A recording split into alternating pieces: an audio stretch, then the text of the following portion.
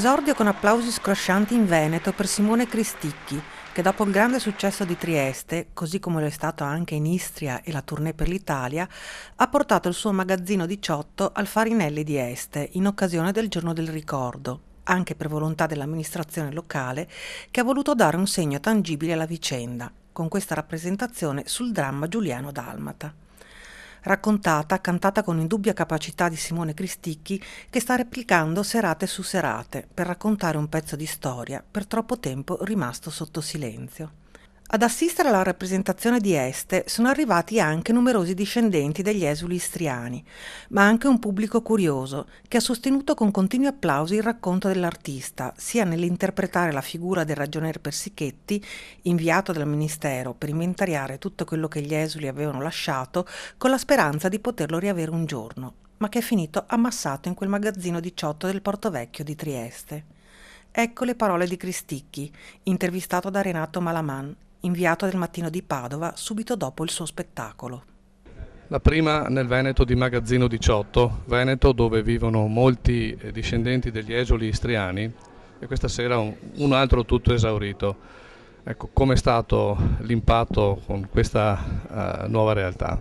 Un'inaugurazione, diciamo, di questo spettacolo per questa regione, no? Meglio di così non poteva andare, insomma, perché a parte la sala era piena, ma non è quello, insomma, il fatto che si sentiva nell'aria una commozione, un'emozione, e quando succede questo anche l'artista che è sul palco cerca di mettere il turbo, diciamo, di dare il massimo che può dare, perché questo è uno spettacolo anche molto faticoso, no? E se c'è un pubblico che ti sostiene dalla platea, tutto diventa parte dello spettacolo, anche il pubblico. Al termine della serata, a fianco dell'artista romano, tra il pubblico a caccia di autografi e di fotoricordo, c'era anche Italia Giacca, responsabile del Veneto dell'Associazione Nazionale Venezia Giulia e Dalmazia, che era stata presente anche a Trieste all'esordio del musical di Cristicchi per il suo magazzino 18.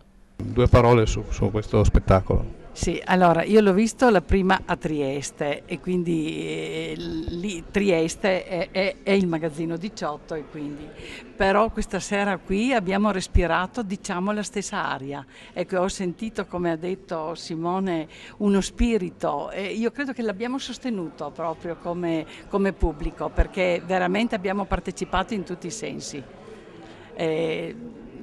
Eccezionali, ecco, direi che una buona parte ho sentito che ci sono degli esuli qui dentro, ma anche i nostri ospiti, padani ci hanno proprio sostenuto e di questo siamo grati veramente. Commozione ed emozioni sono stati il filo conduttore della serata al Farinelli di Este, in un susseguirsi di vicende sull'esodo dei 350.000 istriano-dalmati dalla carneficina con la strage nella spiaggia di Vergarolla del 18 agosto del 1946 nelle vicinanze di Pola, all'infoibamento della martire Norma Cossetto dell'ottobre del 43, alla storia degli operai dei cantieri navali monfalconesi, mandati poi prigionieri all'isola Calva.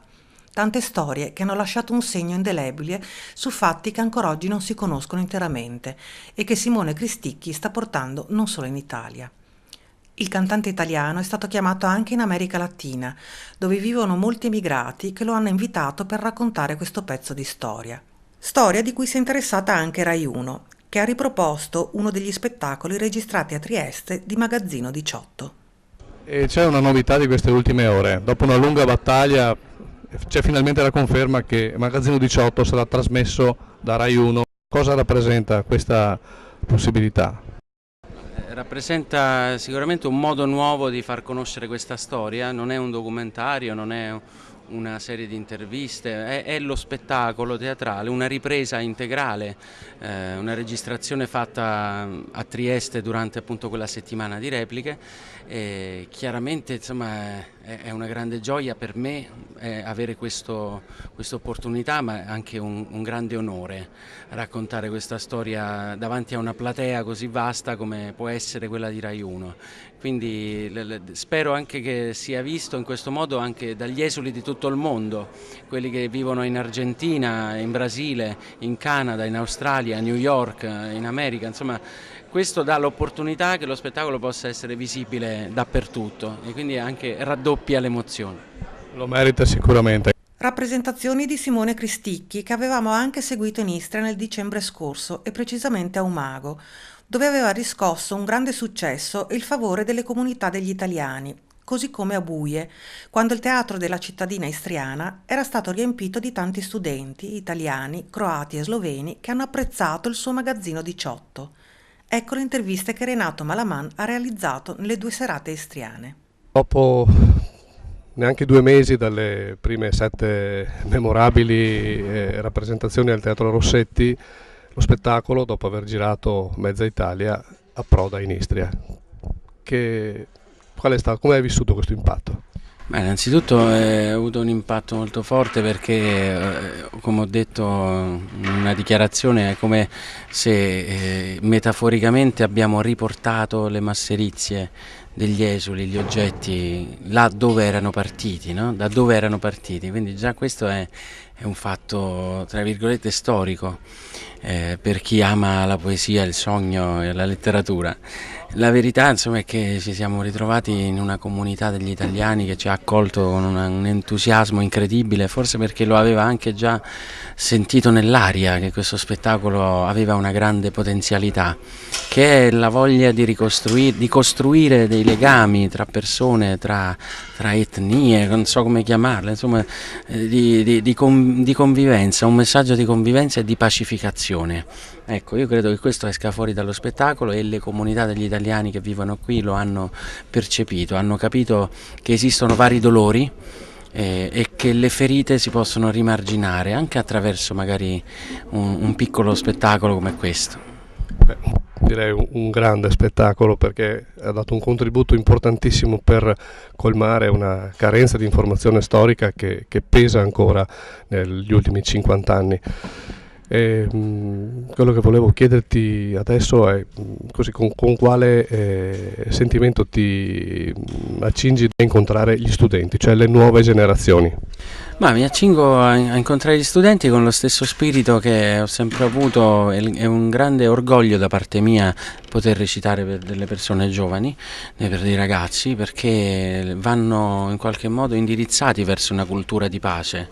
Oggi che insomma siamo invasi da mille informazioni, da una violenza anche ideologica che ci viene imposta dalla televisione e dalla cattiva politica, credo che i ragazzi saranno felici di questo racconto e lo capiranno bene, lo capiranno proprio il vero senso profondo che c'è dietro le mie parole.